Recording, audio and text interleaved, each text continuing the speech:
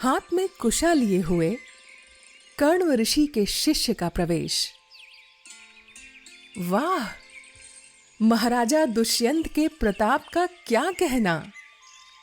उनके आश्रम में प्रविष्ट होते ही हमारे सब यज्ञ कर्म निर्विघ्न होने लगे। बाण चढ़ाने की तो आवश्यकता ही नहीं। उनका धनुष हुंकार के समान अपनी डोरी के शब्द से ही सब विघ्नों को दूर कर देता है। चलूं, वेदी पर बिछाने के लिए ये कुशा यज्ञ करने वाले पुरोहितों को दे आऊं। कुछ दूर चलकर शिष्य प्रियंवदा से बातें करता है। प्रियंवदा, ये खसका लेप और कमल नाल समेत कमल के पत्ते किसके लिए ले जा रही हो? क्या क्या कहती हो? लू लग जाने के कारण शकुंतला की दशा बिगड़ गई है। उसके शरीर को शांति देने के लिए जा रही हो? तब तो जल्दी जाओ। वो शकुंतला तो कुलपति कर्ण का प्राण है।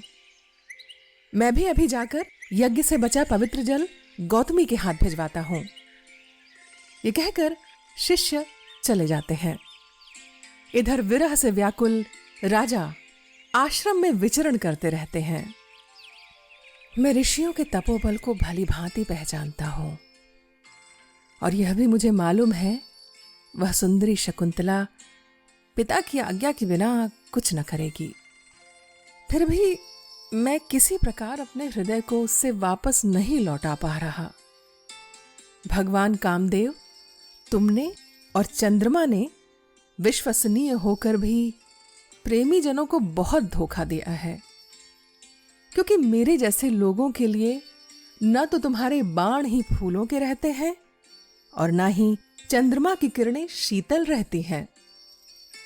चंद्रमा अपनी हिम शीतल किरणों से आग बरसाने लगता है और तुम अपने फूलों के बाण को वज्र के समान कठोर कर लेते हो।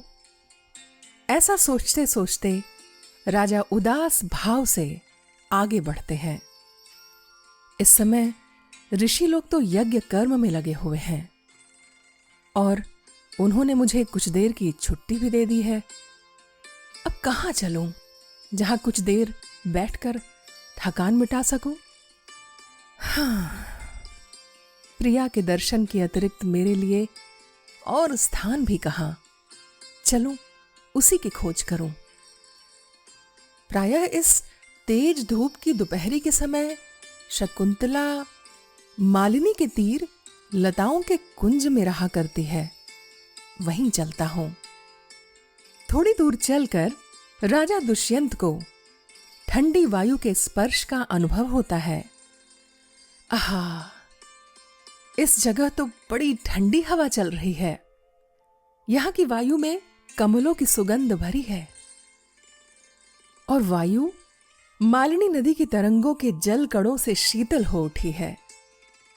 मेरे विरह से तपे शरीर को वायु बहुत ही सुखद लग रही है।